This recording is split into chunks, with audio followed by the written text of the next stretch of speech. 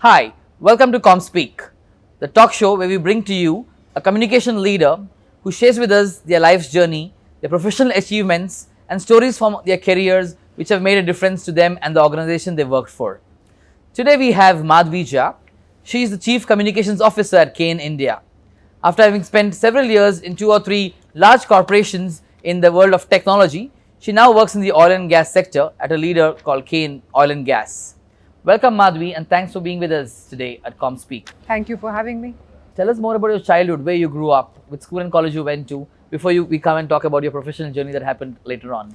I'll talk about school and college after. My fondest memories of childhood are the fact that I've had a charmed upbringing. My father was in the Indian Forest Service and served the forest for his life. He's a true blue forester, having walked miles and miles. You know, those were the days when forest officers would walk the forests on foot, 30-40 kilometers a day. I had the privilege of pretty much every weekend and every summer vacation and winter vacation being out there with him. Of course, apart from vacations, but out there in the jungles, walking in the forests, being really close to wildlife. As well, where you... I was, born in Bilaspur in Chhattisgarh, which was then in Madhya Pradesh, and then we were all over MP, which was his cadre. So all very green areas. It was another experience living in the forest compounds, and I think I learned a lot more outside school than I did at school, which is not to belittle the school experience, but you know, nothing beats nature and wildlife, and that still remains a passion. I changed 7 schools because of that, and all of them were in really small towns, what you would call, you know, the Mufassal countryside, if you like. What is fascinating is, I think, you know, the global awareness that my younger brother and I had, also thanks to my father significantly, is because we had about 3,000 or 4,000 books, significantly English and American literature lying around the house. So beginning from Reader's Digest at, you know, at the age of 6 through to Alice in Wonderland, and then on to Ernest Hemingway or Jane Austen, I had polished all of these off before I got to college. Which of course took me to an English literature degree from Miranda House in Delhi University, and then onward to IIPM, where I did an MBA in marketing. So one of your first jobs was with CII. How did that job come about? Tell us about that story. I think it was fortuitous. I was not planning to be in the not-for-profit sector or to be in an industry chamber. I think it is a great place to have cut my teeth on, because early in my career, I was first handling, you know, with some very senior leaders, the Central and East European economies, and then the Asia Pacific countries in the international division of CII. Now, we know that CII works to position the India brand overseas, you know, or the India Inc. brand overseas, which meant that, you know, in a pretty lean team, earlier of 5 people and then of 3 for Asia Pacific, we were you know, reading up on the macroeconomics or the bilateral trade of the regions, defining the charter for the region, you know, what delegations, what we would take, what conferences we needed to curate, depending on the, you know, the current affairs of the period. Right. And what led to you moving into a communications and marketing communications role from CII?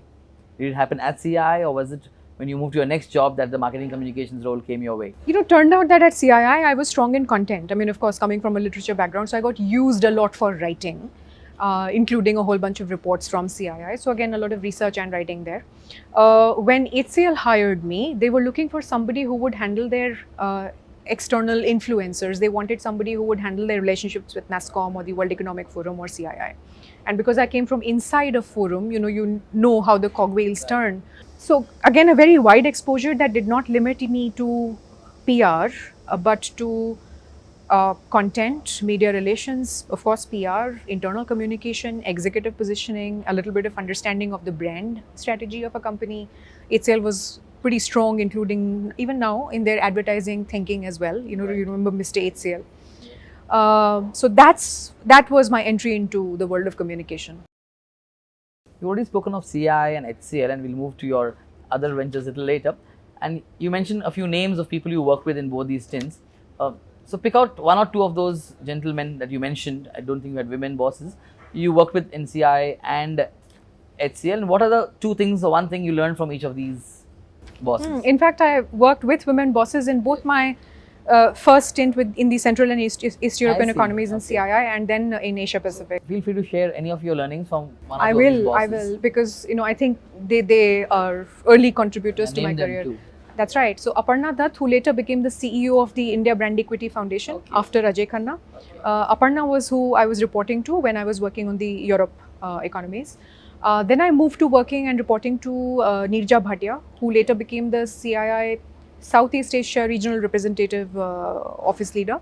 And she's back in India now, I think on special projects, if I'm not sure. She's still with CII.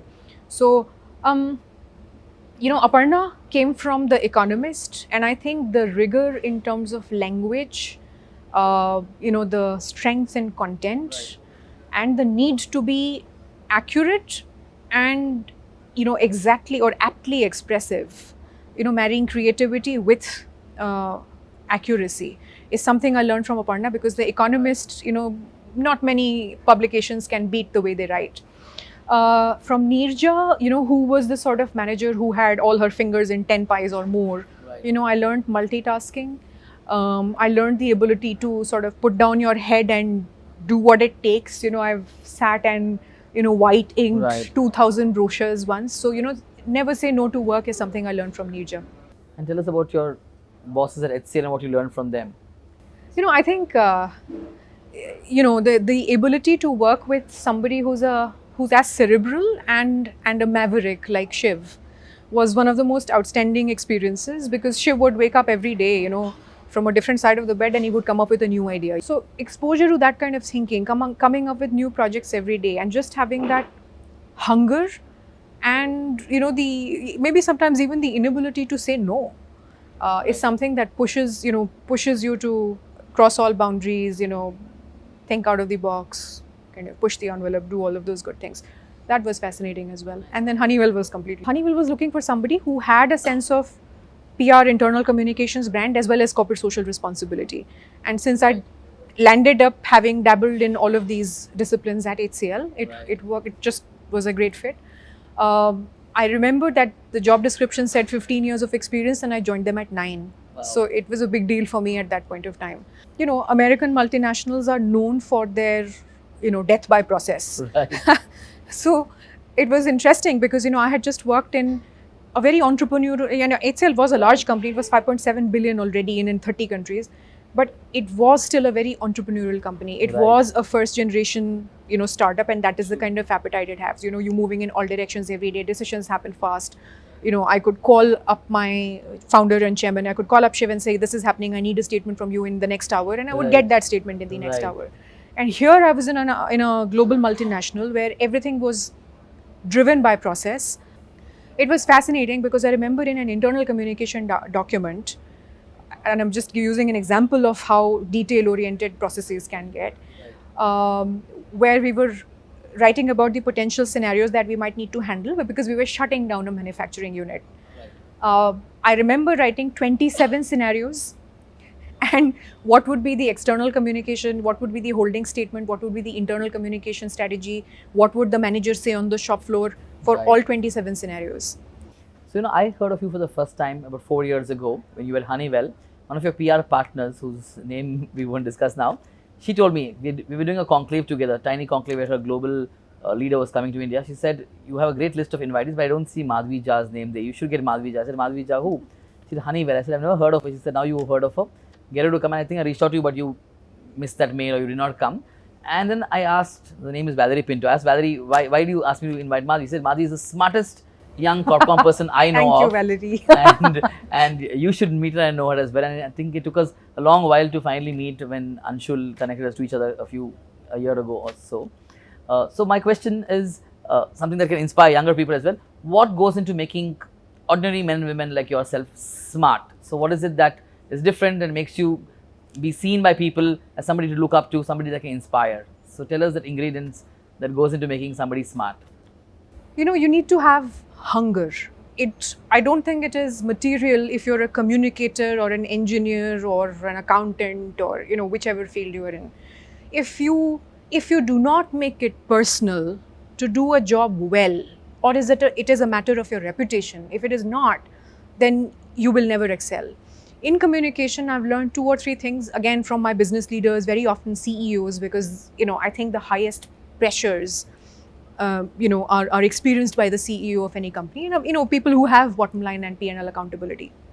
Number 1 is, as a communicator, you must know your business better than anybody else, right? So a business leader may know, the numbers of a part of the, a business unit or a certain vertical, but a communicator for the company should be the master of the content for the company and should be able to give that 3-minute elevator pitch better than anybody else in the company. Out of, all of those 15,000 or whatever number of people you have in the country, you should be better than anybody else. If you do not understand your business and your content well, you cannot be a communicator. You may be a reasonable manager, you may get by, you can become assistant manager and then program manager and then manager, so which is a very linear sort of progression in any profession. But if you really need to take leaps, you can do that in 5 years or 7 years of experience, or maybe a little more. The point is to be aware and understand your business extremely well. Be very good at what you do, and I think accuracy, a command of the language you have to work in matters a great deal. And finally, third thing, be respectful of your leader's time. I agree with what you say. I completely relate to it as well. And I don't have an answer myself to it, but how do today's generation of people born in the 90s figure out these things? I mean, I think some of us born in the late 70s, early 80s, figure it out. I don't know how. We have to dig deeper.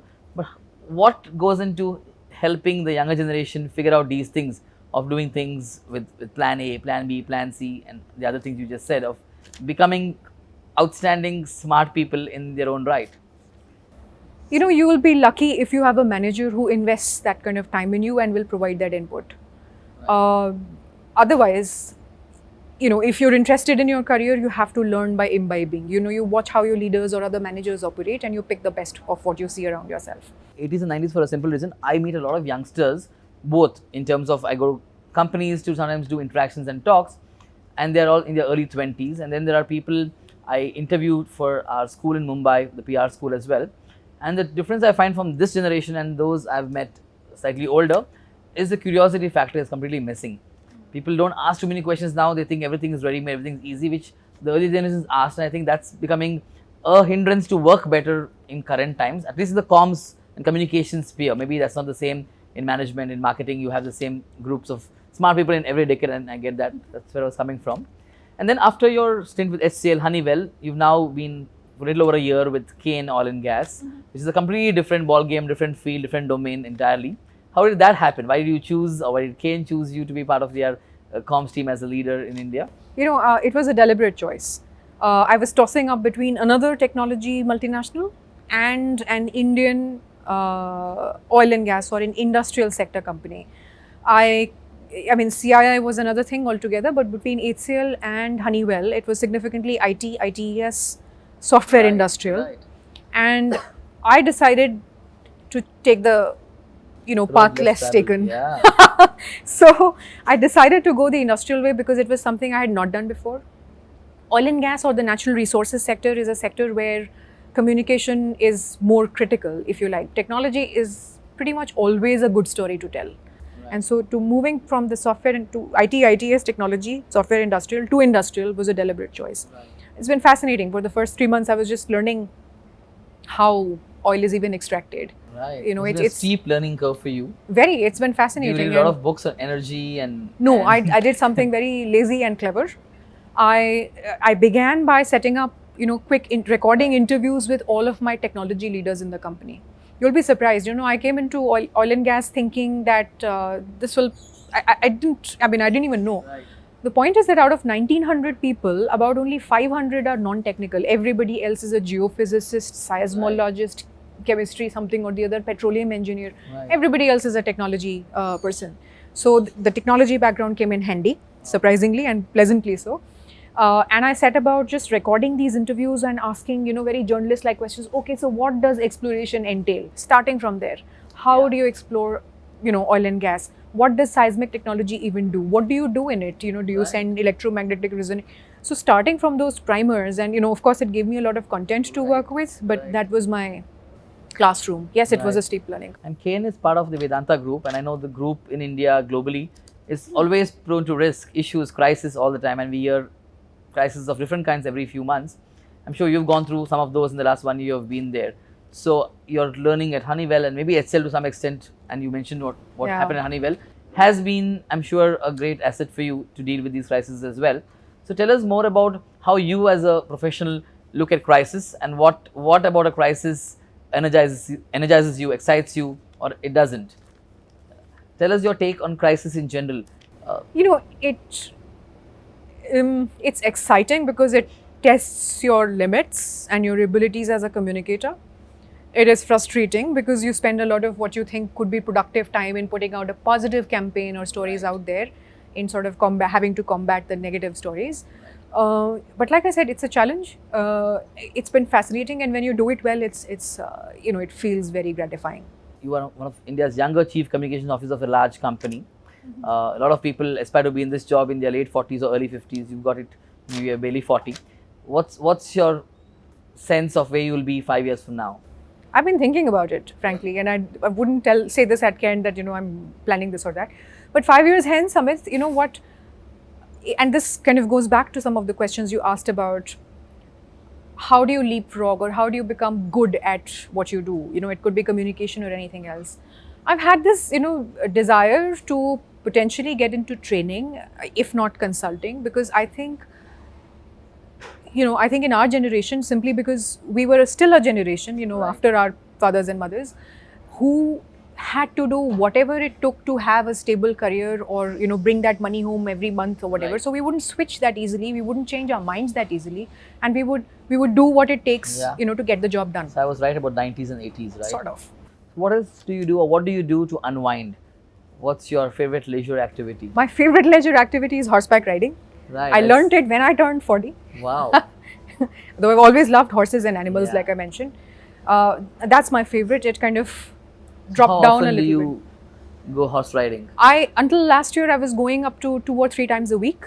I'm about to resume it maybe in a week's time again, so I'm really excited. Other than which, I'm a movie buff, I go shopping, I love cooking, I'm a foodie. Nice. And because I'm a foodie, I must horse ride. Right.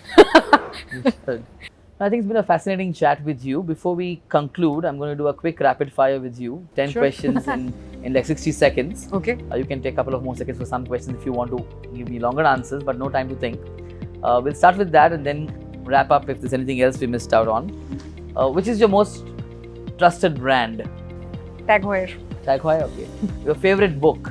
I think I've read The Fountainhead like 8 times. Wow. Pride and Prejudice similarly. And every time I read it, I can read it again and just enjoy Right. it just as much.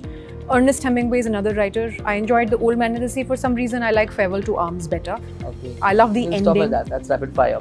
The best company you ever worked for? I mean, excluding the one you work for now, in the previous 2 or 3 stints you've had. I really enjoyed building the Honeywell Hometown Solutions Okay, India so that's Foundation. favorite then, in some way. Yeah. Your favorite boss so far? Anant Maheshwari, then country president for Honeywell, Right, now now with president Microsoft. Do you have one professional role model? If so, who's that? So in the Indian PR industry, it would be Prema Sagar.